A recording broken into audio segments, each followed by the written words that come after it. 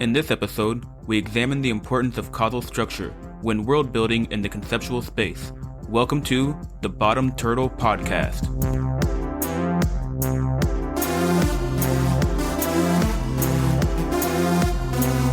Hello, everybody, and welcome back to the Bottom Turtle Podcast. My name is Dr. Shannon Ray, and we're joined by our co-host Oyani Onemiya. How you doing, Oyani?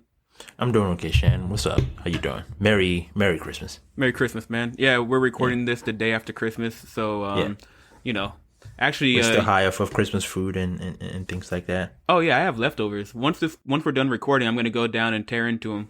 Yeah, yeah, but it was great. I decided to... So Eunice made scones for breakfast yesterday. What kind of scones? So, jalapeno and like... Oh, yeah. She made those before. Those are like savory, right? Yeah. Oh, yeah. Nice. It's magic. She's a wizard. She's a goddamn food wizard. Yeah, she's a wizard. But, so, you know, I just nibbled on some scones for breakfast. But when it comes dinner time... I just nibbled on some scones for breakfast. Yeah, he's fancy like that. Yeah. Yeah, I have my pinky up the entire time. Don't judge. I don't need that. But yeah, you know, it's nice yeah, chill day. Especially you know, with the Christmas vibe, everyone seems to be in a good mood. So yeah, I love the holidays. Like the few days before Thanksgiving and the few days before Christmas. I don't know, they give me a really nice chill vibe. And to me, I feel like I don't connect to the vibe as much here as I did when I was in Nigeria. Christmas is a whole vibe there. Okay. Like, I was just talking to my buddy Ike about this, and you know, there's a certain celebratory vibe that is. Am I saying that wrong? Yeah, a part of my accent, guys. Yeah, I think it's celebratory. What is it supposed to be?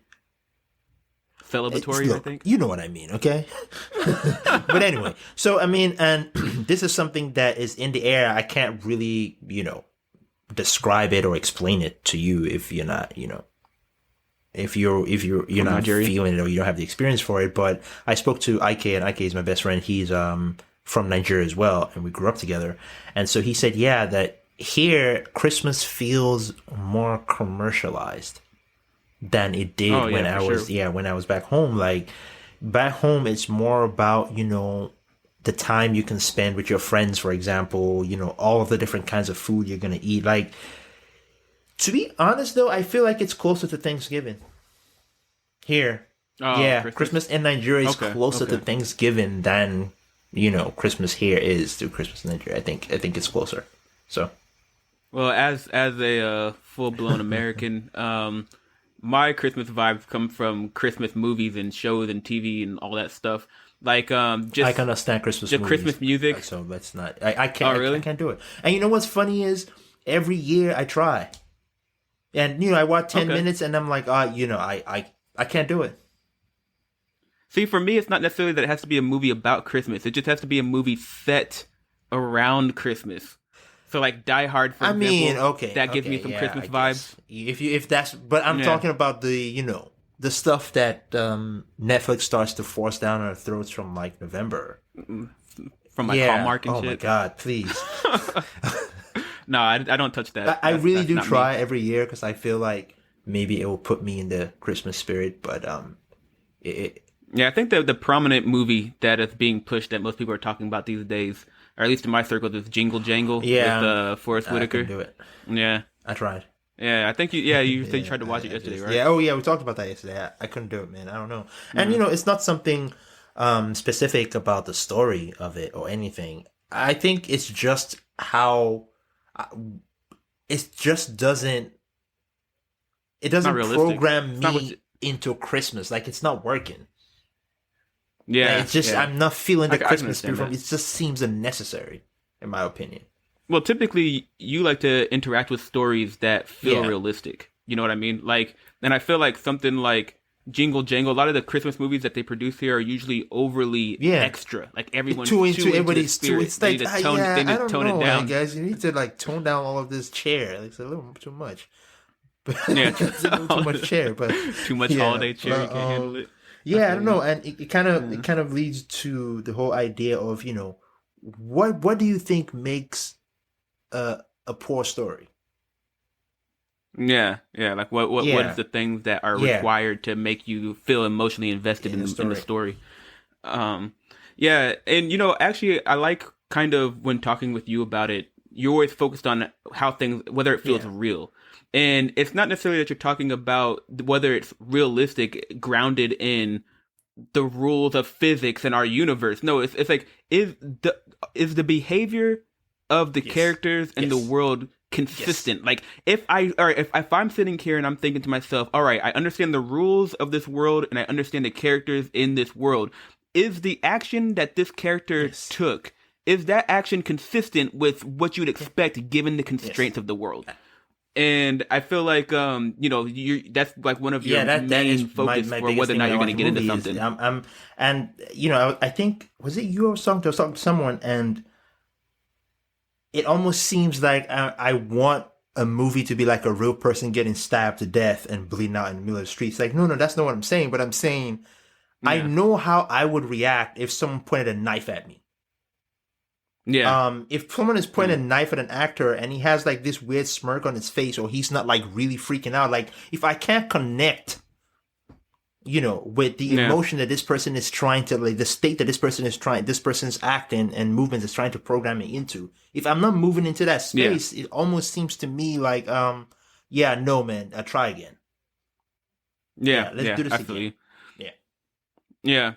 And that aspect of wanting to feel emotionally invested in what's going on in the story and the characters, that is kind of like a toll that the creator of the movie has to yeah, pay to get people to want to pay attention to what they're trying to communicate.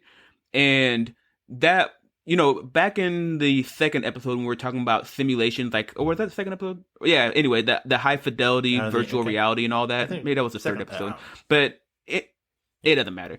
But the high fidelity virtual reality, remember we were talking about how experience is based off of changing configuration. And so if you're hooked up to some high virtual reality machine, then the experience that you have during that machine, even when you take it off, that's still going to affect your behavior and how you act and how you program your surroundings and how you're programmed by your surroundings.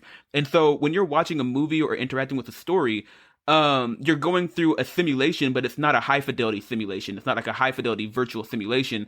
And that simulation has to do with, I think, at least my opinion or our opinion, is it has to do with your emotional attachment. Like, am I going through, like, this character is supposed to be going through a series of events that they respond to emotionally. And am Going I through that. on some journey with this character? Are my feelings being programmed such that I'm having a virtual experience? Yeah. And I think that, that part, as well as, maintaining the consistency of the world that you have built in the story is important, is an important distinguishing characteristic between a good movie or a good story and a bad one, to where it's not about, trying to say, I don't like this genre or whatever. I don't like superhero movies. Or something like, this is beyond that. This is just saying, what are the particulars of this journey you are trying to take me on with you? And am I actually going on this journey? Is it consistent enough? Can I predict the behaviors of these characters? Even if you're going to throw a plot twist in there, quote unquote.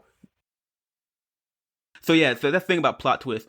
Plot twists are fine when there have been enough hints presented throughout the story to where it would be reasonable to go, okay. It's like this data was there and I just missed it. But if you were paying attention, then you would have saw it. And so that's where the twist comes from. When the twist just occurs without the director or whoever made the movie or story setting the groundwork for it to happen, it just feels cheap.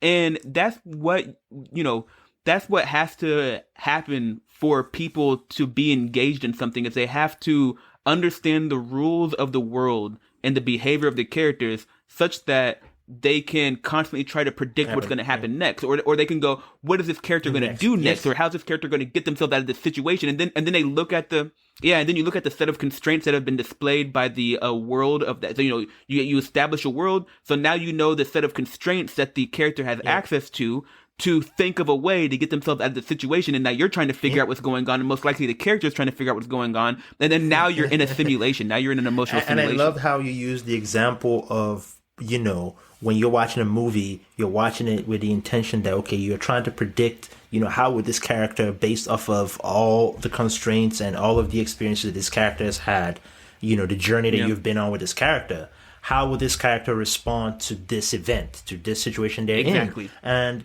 if there is no consistency in how you are telling this story, your audience is literally getting lost. And this kind of goes, to the Nigerian movie we're talking about. What's that movie called? Sugar Rush, where your typical caper movie. A group of friends stumble upon a huge amount of money in a house with a bunch of dead people around it. They take the money. Of course, they're gonna go buy cars and houses.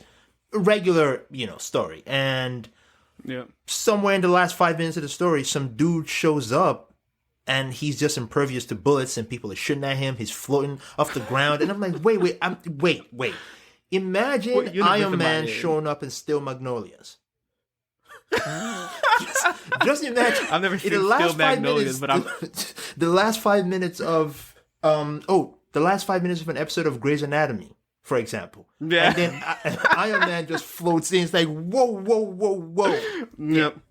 What's going on here? And that's the thing that really sucks. Like, you could imagine someone has taken the time to build up a character is stuck in the scene. Like, maybe they're handcuffed, and if they don't get out of this chair, like in the next 2 minutes, then their city will explode or something like that because some terrorist has laid a bomb or whatever. And then all of a sudden, they're just like, they just can move through solid matter.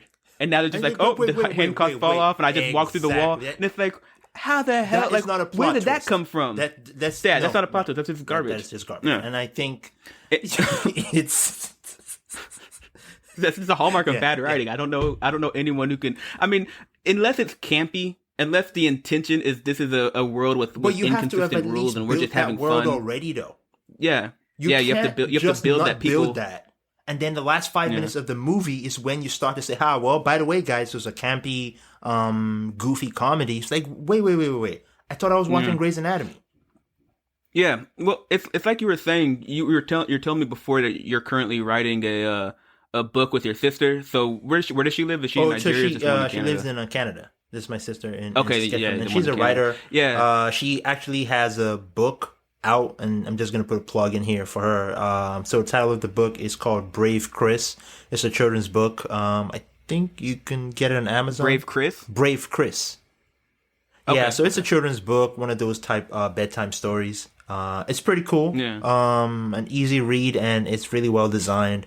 I really love it, and I hope people can support. We're going to put a link to the website where you can get the book, probably on the Instagram page in the next coming weeks. But anyway, so I might pick me up a copy. Yeah, it's a pretty good book. But yeah, I brought that up because you were saying that you guys are writing a story, kind of what and I was getting at. Yeah, you write some of it and then you send to her. Yeah, so basically, she's trying to really get back into her writing and all that. So just to encourage her, and of course, to help me kind of get more creative with my thinking sometimes, we decided to write a book where I'll write a little bit of it. I think we have it like for a week. So each person gets the book for a week. And, we, at the initial part, we decided that we're each going to introduce 4 characters each. So we will have to read through and then basically write stories for each other's characters based off of the constraints that have been created by the person who wrote that character initially. So, that's essentially, we didn't really have a story. We're just going off the idea that, hey, look, we're going to create these interesting characters and they're going to do something interesting. And that's kind of what we said. And the thing that's salient about it to what we're talking about is when you pass that back and forth, you can't just write whatever you want. Yeah. You can't just write that her character can suddenly fly now, to solve some if she writes this part where it's like, all right, I hand it back to you and they're in a precarious situation that they have to get out of. You can't just write whatever you want to get them out of it, because all of the information that has been built up to that point has placed your constraints. Just like in the last episode when you're talking about crossword puzzles. And with the crossword puzzles, if it's like I need a 5-letter word that has to do with pirates or something like that, you have been placed, this constraint has been placed on the set of words that you can choose that can go in that slot. And also, like we were saying in the previous episode, is if we think of ourselves as these computer algorithms that are programming this physical system, and oftentimes when we're trying to solve a problem, we're trying to optimize these objective functions, like we were talking about last time. And that objective function represents your constraints, and the constraints represent the space that you're navigating the space in. You have to and so search in. once you're given this story, all of that information at that point, that's your constraints that define your objective function of what you're allowed to write. Yes. And this is the constraint that every good story should have. When someone respects the journey of the character and the world that has been built, they start to lose the freedom. They actually lose degrees of freedom, because of constraints. They lose the freedom to write what they want. And then and in the process of us writing this book, I have to go, before I write, I have to go back and read what she's written for the week that she had it. What character has she fleshed out? What are this character's motivations still consistent with, the last time I read about this character? And then we give each other critique back and forth saying, I don't think that this character who was this is certainly going to do this. So then we walk it back. It's a very interesting back and forth process that we have when we work on this project together. But, I think what we're trying to get across here is that, respecting those constraints and how the story has been created, respecting the world that you have built for this character to exist in is a crucial part of a good story. And this ensures that the listener does not get lost. I'm so quick to say user. Yeah, because then they know what world they're working in. And this brings me to like some of my I'm sorry, but I'm going to shit on soap operas because I'm pretty sure those are generally maligned by society as being schlocky garbage. And I think the reason why they're generally considered like lower brow storytelling, and for anyone who is a soap opera fan, I'm sorry if you don't feel that way. This is just what I think the general consensus of people are like. Soap operas. I mean, we can all agree that soap operas. You know what? I don't know. I'm not going to say they have a purpose. They have a purpose, and so if you're enjoying it for whatever you're getting out of it, that's fine. But for me, what I don't like about it is there is constantly betrayal. So with these stories, they're trying to drum up some sort of intrigue. They're trying to something dramatic has happened. And often it seems as though the way they do that is they make characters betray each other. And so you have some character who's been going through all of this, drama with some other character, and then suddenly they just flip on a dime because that creates drama at that point, but you're creating that drama at the expense of the world that you've built up to that point. And so this is, to me, a reason why I think these things aren't well respected, because, they're stories that are designed to go on indefinitely. They're not designed to create a tight knit world, so they have to keep expanding the degrees of freedom that they can have to play with to continue that story going on. Like it almost seems to me that, or just subvert the previous constraints. Because eventually it's always something that someone dies and oh wait, he didn't really die, he just it's like, do you just want endless possibilities? Because just doesn't program me, because I know for a fact that there has to be constraints in this world you're building. Even if we observe open world games, for example, there's still constraints as to what your character can do. Like those things are instrumental in how well we can connect to whatever intellectual property you create. So I was talking to my friend Cash the other day, because this idea of building worlds can be connected to the causal structure. And so I was talking to my friend Cash, and he's a big Warhammer fan. And Warhammer is this tabletop game where each player has these armies.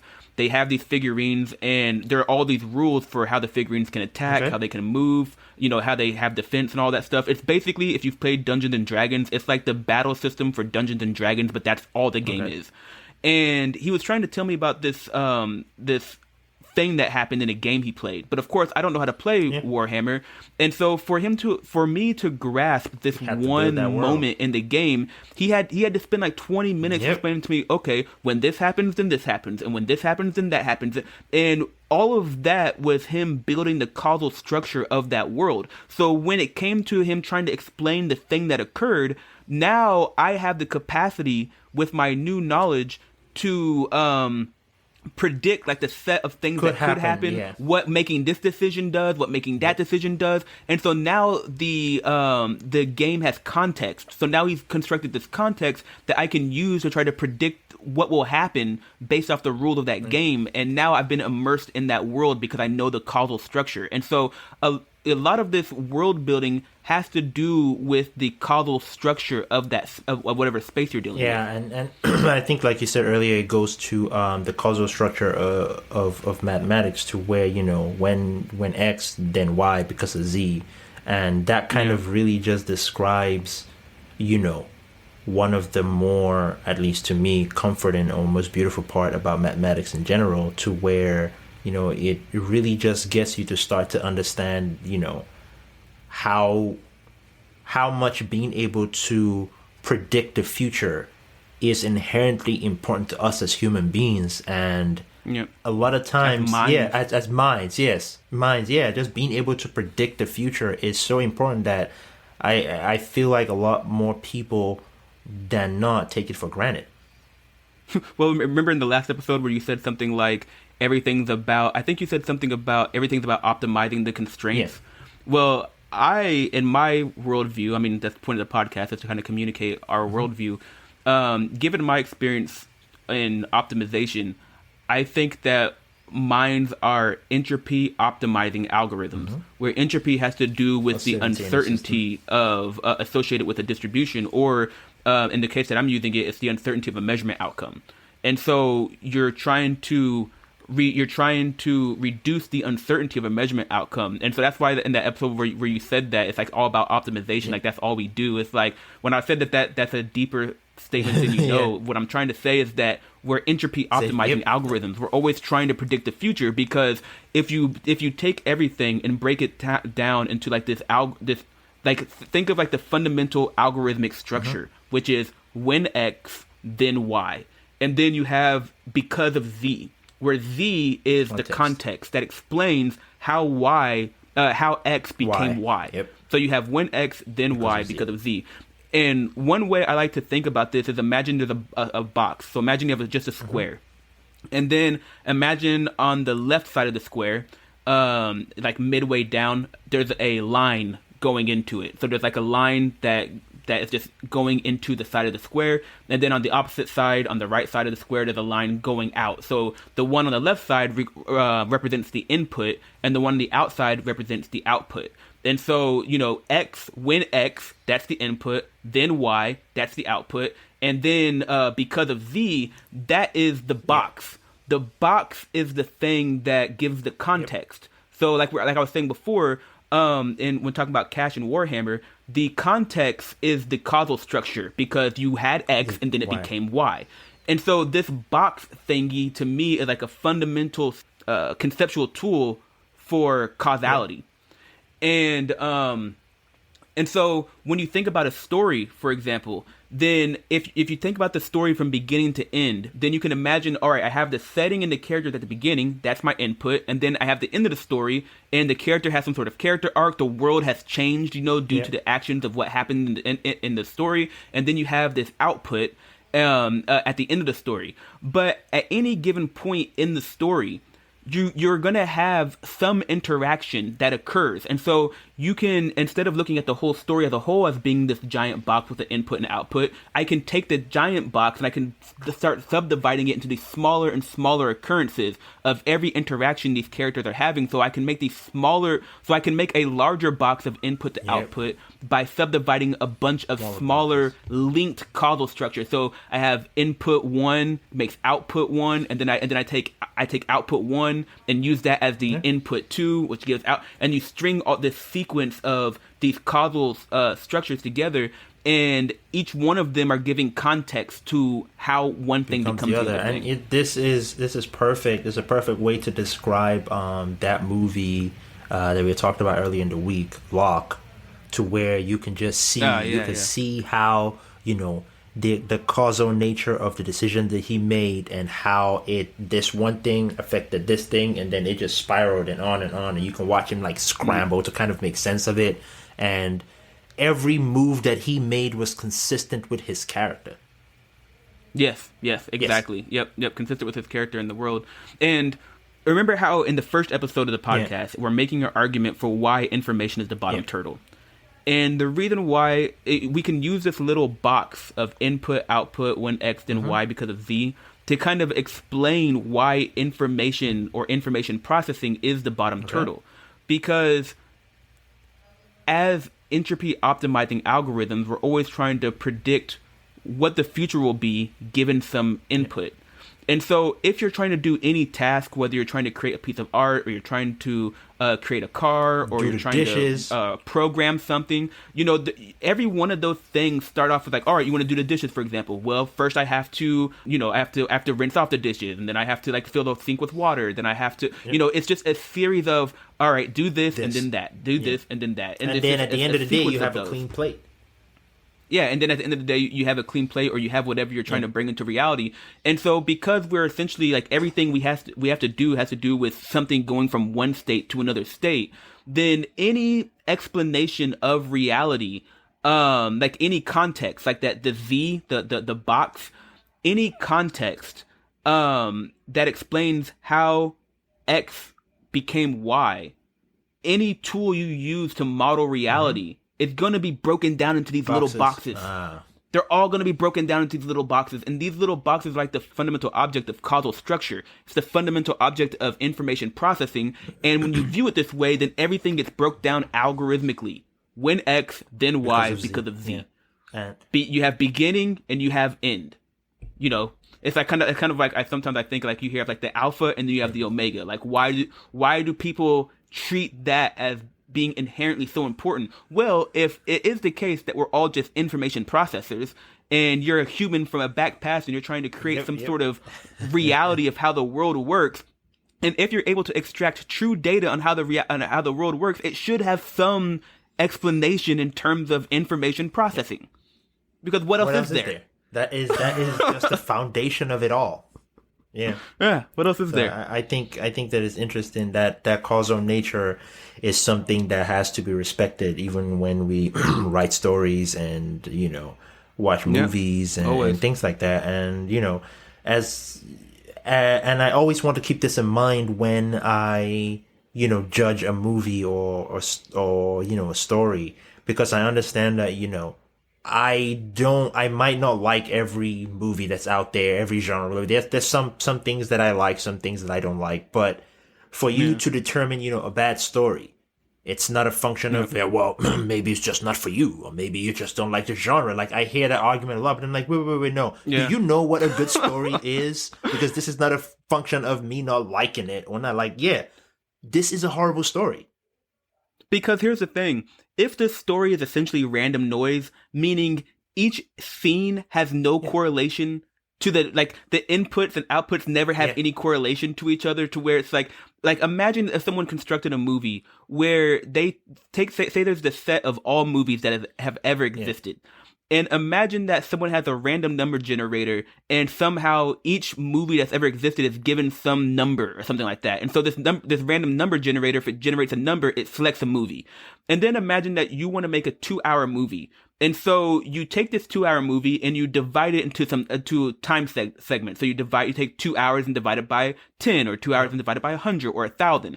And imagine that for each division you have, you take a random number generator and it just selects a movie at random, and then it just takes a scene from that movie at random and just throws it in there. And so now you have this 2-hour long movie, which is just a collection of randomly chosen scenes strung together. That's just noise.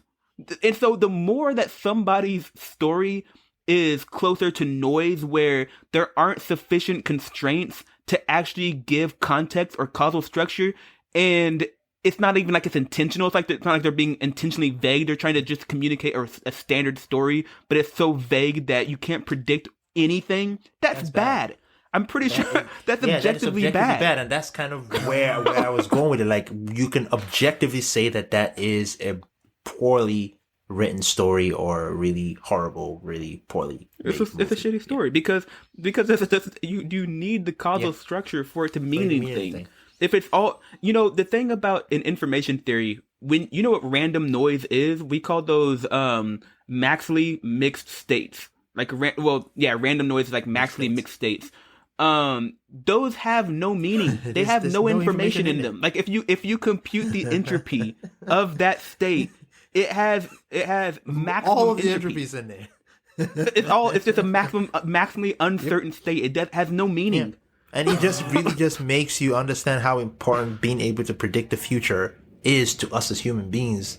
That sometimes we don't even know how important that is, and we kind of only relegate it to some weird realm of prophecies and some fortune telling or whatever. But no, we are constantly trying to do that in every step we take. With everything, at every point, because everything just breaks down into a bunch of inputs and outputs, and then you just take the output and you use that as an input. And so, if I want to create something, I have to know what X will become.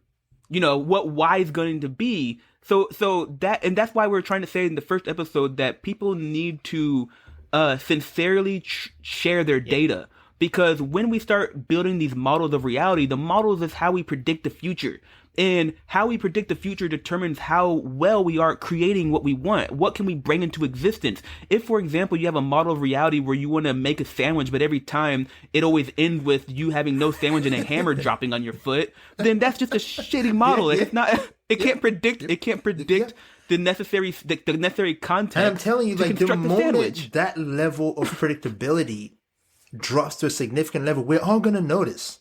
We're all gonna notice when you can't flip the light switch in your bedroom and the light doesn't come on. We're all gonna notice. Now it's like, oh wait, okay, did I pay my bill? Okay, wait, I paid my bill. Okay, the bulb was working last night when I checked it. Now you're spiraling into a whole realm of uncertainty. Yeah. And it's the same thing when you lose something. Like, if you lose something, then that means that you don't have the necessary data structure in your system to reliably predict the uncertainty of a measurement outcome. Because if you lose something, what do you have to do? You're like, oh, I think it might be here. You go over there, you look, it's not there. And so if you start running out of ideas where you've looked everywhere that you can imagine, and now it's just like, I have no idea where to look, you have no data. Who wants to live there? You have no context to predict the outcome of where the thing is if you look for it. And this is one thing that this whole idea of predicting the future and causal structure, inserting like meaning to things. Well, that's not the only way that meaning is inserted. We'll talk about that in some later episodes. Meaning is relational. But anyway, that's one reason why I got into physics. Like, when I was in high school, I took physics from Mr. Schmidt, who was definitely one of those people who changed my life forever. Like, his classroom was so structured, and he was so good at creating an atmosphere for learning that it made me sit in that class. And I remember sitting there, and our classes were an hour and a half long. To me, 15 minutes would go by, and I'd look up, it'd be an hour and a half. It's like, holy crap. That's how in tune I was to it. But the thing that really gravitated me toward it is the explanation of, like, the simple problem of a ramp and, like, a ball or a marble rolling down a ramp. And because, with using physics, you can predict how long it will take to go down the ramp. You can predict how fast it'll be moving. You can depend on how fast it'll be rotating. You can calculate all this stuff. And so what you're basically telling me, like, oh, here's this science that predicts the future. It's like, oh, and that's the whole basis of any scientific method. A scientific method is supposed to have a theory. That theory has consequences of the theory, which can construct hypotheses. And then you test and then you use the theory to test the hypothesis, and if the theory can predict the outcome of the experiment, then we start saying that it has something to do with truth, and we start saying that the model is valid. This is how we validate models of reality. I really think that just one of the biggest takeaways that I want, anyone listening to this podcast to really just understand is the ability to predict the future based off of, data that we already have, or, the comfort that comes from, living in a society that's grounded enough to where we can predict things that will happen. It's something that we should not take for granted. we should be constantly trying our best to, you know, offer up genuine data and try to like make the system as robust as possible so that we can continue to accurately predict the future as we go along. And create what we want, because say, for example, we're trying to understand some sort of political policy that we should have. Like, you know, we're trying to figure out how to distribute funds or how to allocate resources or something like that, or what laws should be passed.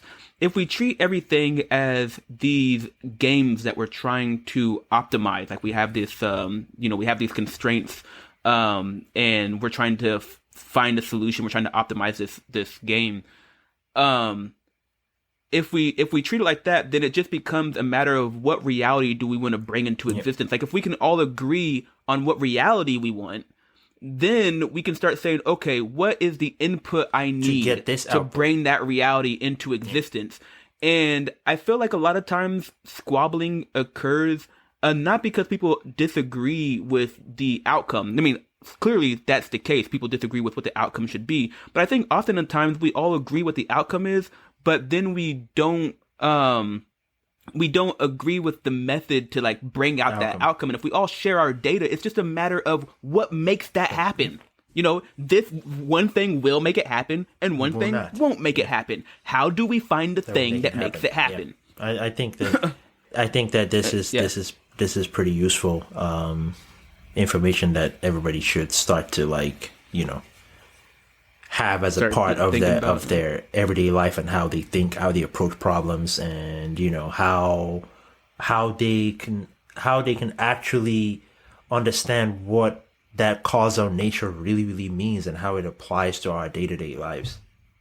Yes, and that's the thing. You know, we're getting toward the end, but I just want to say this is as a physicist, I'm pretty much an applied mathematician. So I'm not the one I'm not the one writing the theorems. I'm the one taking some sort of mathematical tool and then checking to see if a theorem exists and then just using the tool. And a lot of times the thing about it is if the theorem is wrong and the tool doesn't work, when I go to use it, it's not going to give me what I expect it to give me. I'm going to start trying to put something together and it's not going to work. And so for me, when I'm theorizing, my world, my context is math. Math is my context. I can't just as if a character is stuck and suddenly they can't just walk through solid matter. They can't just move through solid matter. It's the same thing with mathematics, because mathematics is a causal structure.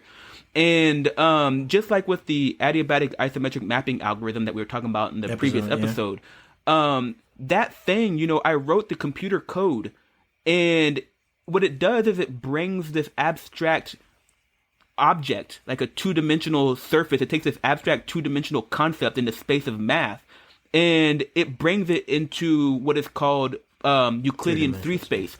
But which is a flat three-dimensional space. But that's what we live in. Like in our day-to-day life, we're living in Euclidean 3 space. That's where we live.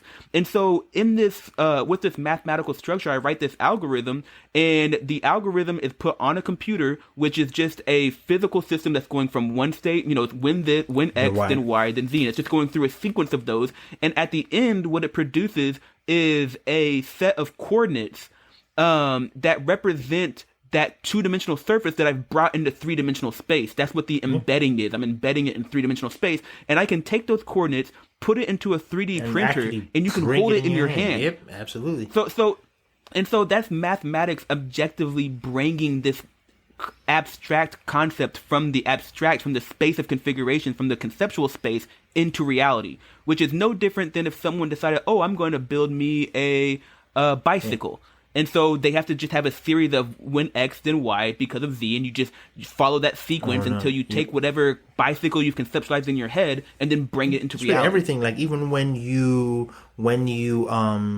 create interactions on websites, for example, you have to go in and say, you know, when the user clicks on here, I want this page to slide here. But if they're using a phone that is XYZ size, I want this page to shrink to this size. Remember, I was struggling with that program. Yeah, that's all I had to do. Yeah, that's all I had to do to figure it out. It's like, just know, okay, when you do this happens. You just have to get I had to like get comfortable working in that conceptual space of knowing, you know what, when I do X, this will happen. So if I say, if I move, if I want these two objects, for example, like maybe these two div blocks, and just imagine that websites are built with like blocks of information, so to speak. Like it could be blocks of color, blocks of text. So I want to say, when sounds like the degree of freedom. so when I want to say, so when I have a screen of XYZ size, I want these two blocks to be stacked horizontally. When the screen shrinks to this size, I want these two blocks to be stacked vertically. And you just go on and just keep, and you have to keep all of that context in your mind as you build the website. Yeah, all that context. And that's kind of how you can and oh God, it's also connected. That's how you can tell a good website from a shitty one, because you can see that there's consistency. There's some structure to what they're trying to do. So if I tell the website that, hey, if a user is interacting with this website on a phone that is in portrait mode, for example, I want in what mode? Portrait mode. Portrait mode. Okay. Yeah, I want both boxes to be stacked vertically, for example. I can't, on the next screen, it will start to look pretty crappy if on the next screen I don't keep that consistency going. Yeah. And it just all goes back to, storytelling and how all of these things are interconnected, because you want to keep the user as immersed in the website as possible. But once you start to go, I'm doing horizontal here, and then, I don't know, I'll just make it vertical here. I don't know, I'll just make it 45 degrees apart here. Yeah, everything is falling apart. Well, and that's the thing is, for me, my world, my context, my constraints come from mathematics. In your world, it comes from the software that you have. So you're trying to build, whether you're designing a website or you're designing a logo or whatever it is, you're trying to bring that into reality. But, you're using the tools that you have to do that, and those tools can only do so many things. And you have to learn, like when you're using that program, you have to learn, okay, what do I have to do? What do I have to rearrange to get this to do this? Make the program produce this output, produce that output, given this input. And so that is your constraint. That's your world. And then you use that to bring something into existence. And essentially what we're just trying to get at is that causal structure makes your constraint, it constrains your degrees of freedom that you're working with and defines a context of a space for you to have to navigate. And you're trying to, and so when you're trying to put something together, just like if I'm trying to discover some sort of hidden MacGuffin in the space, in the cave or the space of mathematics, you're trying to find some, the perfect logo or something like that, and you're searching in this space. The perfect combination of text to put together to sell a certain idea, to move a user into a certain space of conceptualization, to get them to think a certain way. It's all connected, man. Yeah, because like you said in the episode, a couple episodes back, about trying to conceptualize making a plate levitate. You're trying to go, all right, it's like, you're restricted by the laws of hard reality. Yeah, the laws of physics. So you're in your hard reality, there's the laws of physics. And so you're trying to rearrange hard reality, but you can only do it up to what the laws of physics allow. So if you're trying to make a plate levitate, you can't just look at it and use what's that? It's not telepathy. What do they call telekinesis. That? When you can lift telekinesis. You're trying to use telekinesis to lift the thing that doesn't exist in our world, so you simply can't do it. But you can go into your mind and you can conceptualize what, given the constraints of physics, what are the ways I can simulate that? Yeah. And so you're doing the same thing when you're writing your program. When you're working in your program, you have some idea of some art that you want to bring into existence, and then you have to sit back and you have to look at the tools that you have, and given those constraints, what do you have? What are the sequence of events? What is the causal events that you have to create to bring that into existence? And this is even more obvious when you see some art that's part art, part optical illusion. To where the creator knows, what, if I put all of the light here and keep here dark, when someone looks at it on a cell phone, is going to look like this is blah blah blah. Like all of that is just the constraint that this person has. Okay, you know what? I have this piece of paper and I have a pencil. It's a flat surface, but I want anyone who looks at this to see a 3-dimensional ball. Yeah. How do I make this possible? Of course, he's not a magician. He can't just make a 2D drawing on a piece of paper come up and become a 3-dimensional ball when you look at it. But of course, the artist knows, you know what, if the light is coming from here and he hits this, and I create this ball in such a way that I shade this area and put the shadow over here. If someone looks at it from this angle, now it looks like the ball is coming off of the paper. Is it really? No. Yeah. No. Yeah. And I think, that we definitely need to be wrapping this up. But I wanted to kind of tie together a few ideas from a couple of podcasts, podcasts of old. And some of those ideas were like, remember in the last episode when we were talking about ourselves as these computer algorithms, and the idea of minds as being inherently composite. So when I'm interacting with you, then we are creating a composite mind, because now we have a joint algorithm that is changing the configuration of our systems in a correlated way. And so now we have the new mind of Oyani and Shannon. And, we were trying to also say before that mind might want to bring something into existence, and now it has these extra dynamics and this extra matter that it can configure, because we have the matter of both of our systems. And so I remember how before we were talking about the ways in which you can increase your degrees of freedom, which you can increase the resolution, i.e. as you learn more language, then you increase the number of configurations you can put yourself in. But the other option was to increase the mass. Well, if now we start to accumulate more humans or more minds together, now we're increasing the mass, because if those minds are commuting, we can make a joint algorithm on the entire system. And so now we have this joint algorithm that has a goal that it wants to bring into existence, but because there's more mass, it might increase the capacity of the size of things that you can bring into existence. Because, if you have every human on the planet trying to lift something, it's going to be way easier if you just have one person trying to lift it.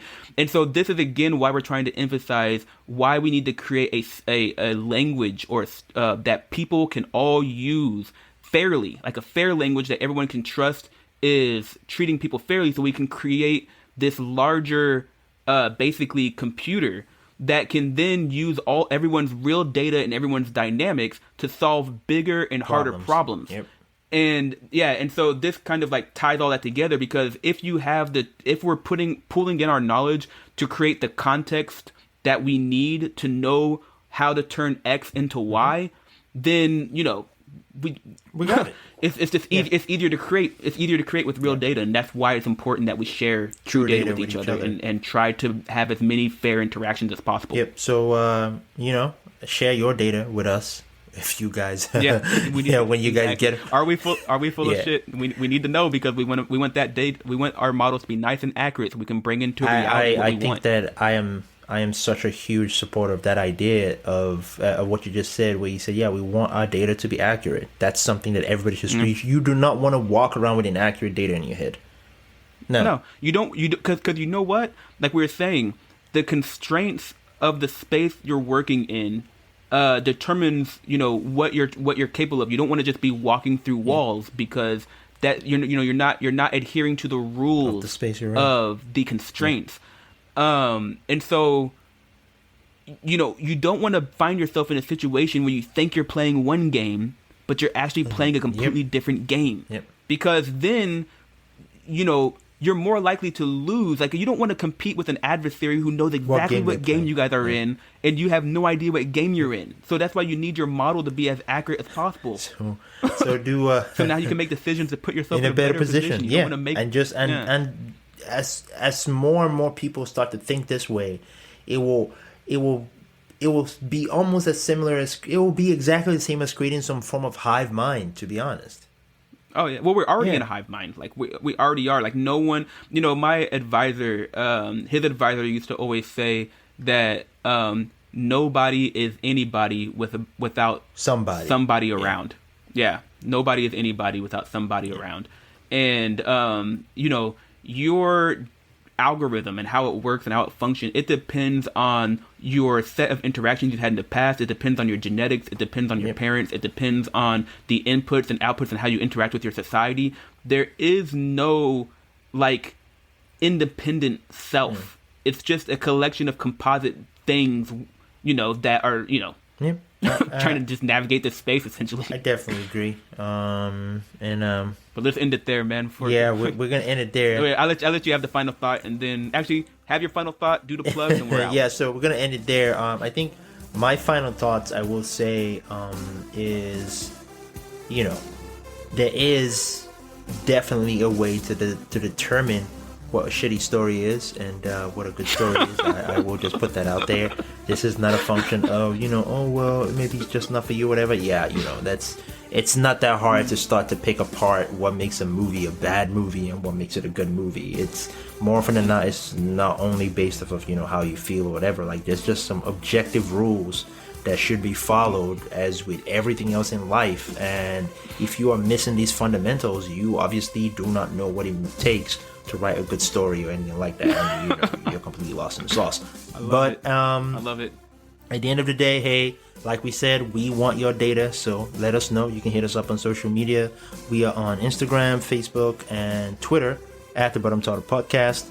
You can also catch us on Reddit now. We have a subreddit. It is called the Bottom Tartar subreddit, and it's pretty great on there. We're going to be posting more content more often now. Yeah. So we're working on that, and we are really hoping that we can interact with you guys. So please hit us up on social media. We want to know your thoughts, what you think about, what we say, if you agree, if you disagree, and what you want us to talk about.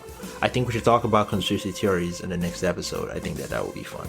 You think so? I think we'll do it. Yeah, we'll do it. But yeah, we'll catch you guys same time, 2 weeks. Every other week we put new episodes out on Spotify and Apple Podcast and wherever else. And do not forget to subscribe, share with your friends, write a review, and rate the podcast. That all helps us a lot.